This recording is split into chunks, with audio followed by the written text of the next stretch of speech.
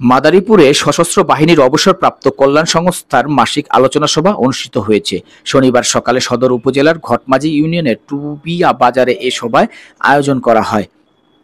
অরাজনৈতিক এ সংগঠনের আয়োজনে অনুষ্ঠানে অংশ নেন অবসরপ্রাপ্ত সেনা সদস্য সহ বিভিন্ন স্বেচ্ছাসেবী সংগঠন এবং সুশীল সমাজের ব্যক্তিবর্গ। অবসরপ্রাপ্ত সেনা সদস্যরা বলেন, সমাজ কল্যাণ ও মানব সেবায় তারা সবসময় পাশে থাকবেন।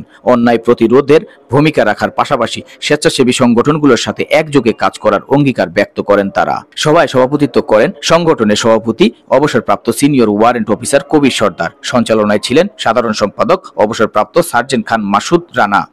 এছাড়াও উপস্থিত ছিলেন উপদেষ্টা অবসরপ্রাপ্ত সিনিয়র ওয়ারেন্ট অফিসার বাচ্চু সর্দার, এসকান্দার আলী মাতব্বর, প্রচার সম্পাদক গোলাম আলী, অবসরপ্রাপ্ত সার্জেন্ট জাহাঙ্গীর, ল্যান্স কর্পোরাল খান মোতালেব হোসেন লিলি সহ বিভিন্ন স্বেচ্ছাসেবী সংগঠনের প্রতিনিধিরা।